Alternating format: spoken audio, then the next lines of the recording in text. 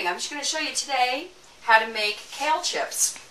I've been blogging about kale chips for a while now, and I've gotten quite a few inquiries through email, people saying, how do you make your kale chips? Well, it's quite easy. I start with some kale, some fresh kale, which looks just like this. I got a nice bunch from the grocery store.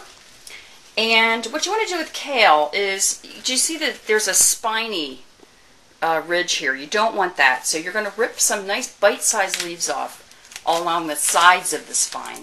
And it comes off very easily, and it looks like this. I'm going to cut it, maybe rip it in half so they're nice bite-sized pieces. Put them into my mixing bowl. And I'm going to do the same with this end. I don't want the spiny part. It's a little bitter. And so now I've got nice bite-sized pieces. And I should also say that when you're roasting the kale, it really does shrink up. So I try to do a little bit more kale than I normally would when I'm roasting it, because it does shrink up. But we'll start with this for now, so I can show you the technique. Okay, this is what it looks like now. I've got several big, nice, bite-sized pieces. These are going to be my roasted kale chips when I'm done. So I've got it in my bowl. I'm going to take some good extra virgin olive oil. And what you want to do with this is you want to drizzle it onto the kale leaves, but you don't want to drench it. You don't want them too oily. So just start off with a little bit at first. Just a little.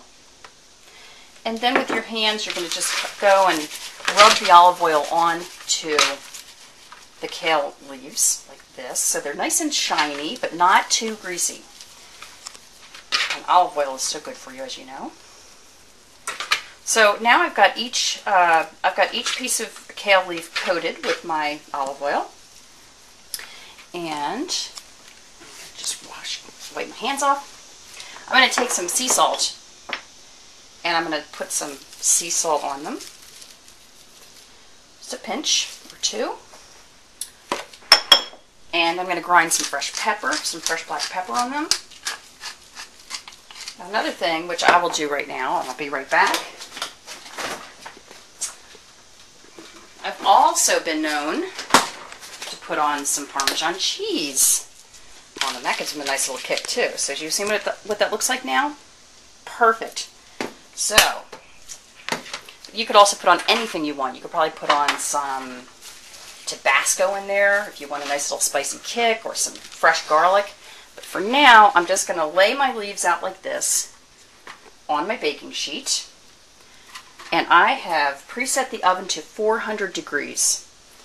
And these are going to go right on the rack on the cookie sheet at 400 for about 10 minutes.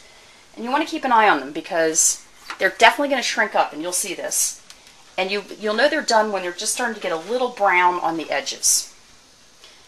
And when you pull them out of the oven, once they're brown, you let them cool for a minute or two, and they're nice and crispy.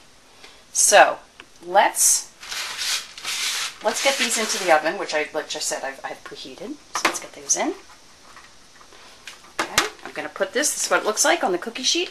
I'm going to put it into my oven, 400, and I'm going to leave it for 10 minutes. And when we get back, I'm going to show you what they look like. So our 10 minutes have passed, and I've taken the kale chips out of the oven. So they have roasted for about 10 minutes, and you can see they're starting to get a little brown on the edges, and they're crispy. This is exactly how you want them. A little warm, a little crispy. It's delicious. So not only can you eat these just straight like this as a chip, you can also add them to things. You can add them to soup, you can add them to rice, you can add them on top of your baked potatoes. Kale is super, super nutritious, and I know you're going to enjoy these. Thanks for watching.